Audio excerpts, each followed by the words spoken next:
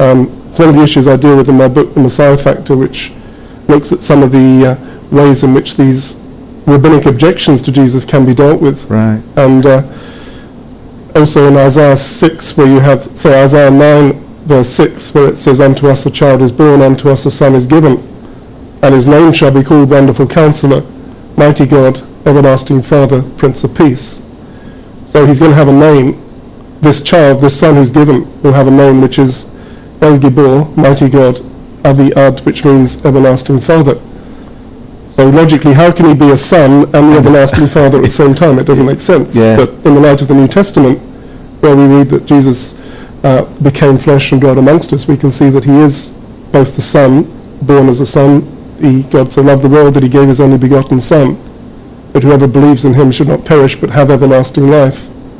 And the phrase actually Isaiah uses, which is translated in our Bibles, the Everlasting Father, could also be translated the Father of everlastingness. So the author of everlasting life.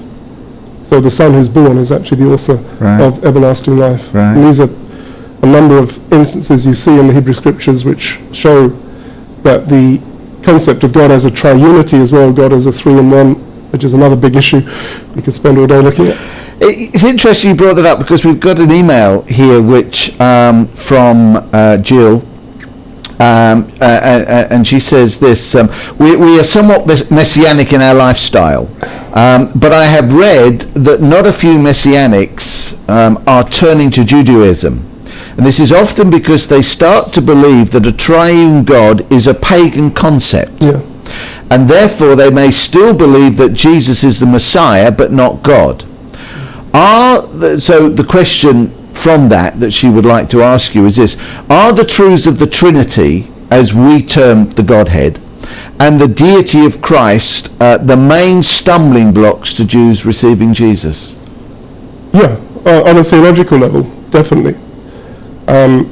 I mean, the other main stumbling block which you haven't dealt with is the church and the history of anti-Semitism. But on that issue, for sure, I mean, the idea that God could become man simply is not acceptable to Jewish theology. I mean, in one of the things Shmuley Bater said in this debate was, God is not a man that he should lie. God is not a man. Can't be. Therefore, your whole idea of Christianity, God becoming a man, dwelling in human flesh, is impossible. And it's actually a problem today in the Messianic movement, especially in Israel, where there are fellowships which are emerging who accept Jesus as the Messiah but not as God. In fact, we had somebody came to our fellowship because we run a fellowship in North London which is messianically inclined, if you like, and we get visitors from Israel. And one came along, and actually we checked it out afterwards, and this person who spoke did believe this idea that Jesus was Messiah but not God. And someone from our fellowship went over there and got quite stumbled by it because their fellowship didn't believe in the divinity of the Messiah. There are arguments, in favour of this, and going in my book I've got a whole chapter on this. For example, the Hebrew word for God is Elohim, and any word which ends in im, I-M in English, yod mem in Hebrew, is a masculine plural noun. Right. So the very fact that God uses a word, but the first verse of the Bible in Hebrew, Bereshit bara Elohim et hashamayim v'et haaretz, has a plural noun and a singular verb. Bara is singular, Elohim is plural. So you've even got a concept of the Trinity in the very first verse of the Bible. Then in Genesis it also says, God says, let us make man in our image. So again, a plurality. Who's God speaking to? Who is the our? Mm-hmm. I looked at a rabbinic commentary on this, and it said that this is the royal we, the plural of majesty. But that doesn't really stack up because David didn't use the royal we, and it can't be speaking to the angels because we're not created in the image of angels. So you have these instances.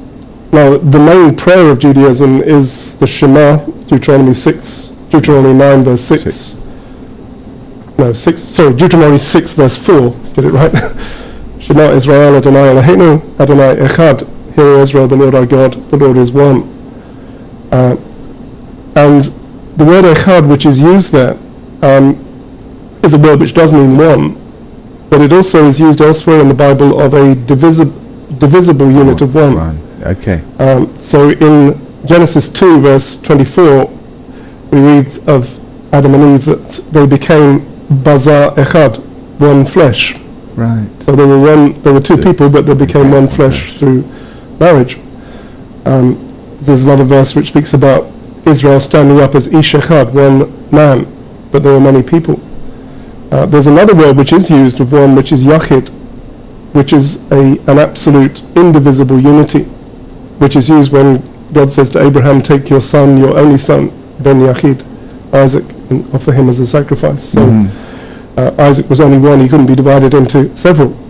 And if the Shema in Deuteronomy 6:4 had used that word Yachid, we would actually have to pack up and say that the Jews are right, the Muslims are right, the Jehovah's Witnesses are right, God is one, an absolute unit cannot be divided. But there are these instances which show that in the Hebrew Scriptures there is it's open. You can't prove from that God is a plural unity. And but the concept is there, it's there, yeah. Obviously, the more we know of the Bible anyway, it's helpful. I mean, that's one of the advantages of Jewish ministry, that, you know, if you're going to do Islam, you've got to read the Quran, or if you want to read the Bhagavad Gita, it's not scripture, but if you want to understand Jewish people, you can start off with reading the Bible, the Old Testament, which is scripture. And I think one of the weaknesses actually of the church is because so many churches actually hardly look at the Old Testament, or have very little concept of it, then we're not really armed to deal with these issues. Was this one of the reasons why the ministry, which you run Light for the Last Days, was that one of the reasons why it came into being, to really encourage the church to get into, to really to see what God's words, I mean, what we accept as the Old Testament, what it says, and therefore how that affects the Jewish people? Was that sort of the main concept behind it? I suppose Light for the Last Days was more trying to see the relevance of Bible prophecy in the light of our times, but it's certainly part of it.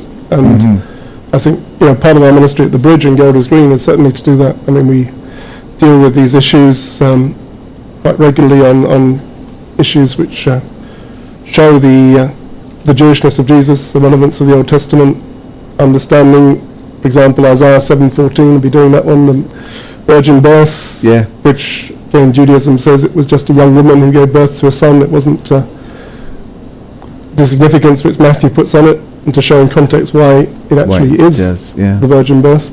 And many of these things I think Christians need to know, and to help them in their own faith as well as witnessing to Jewish people. That's right. I mean, we often talk about, I mean, because in our dealing with reaching out to cult members, I mean, we often deal with 1 Peter 3:15, always being ready, and part of that being ready is when you get these questions, not just to sweep them under the carpet, not just to ignore them, but to really face them and find the answers to them.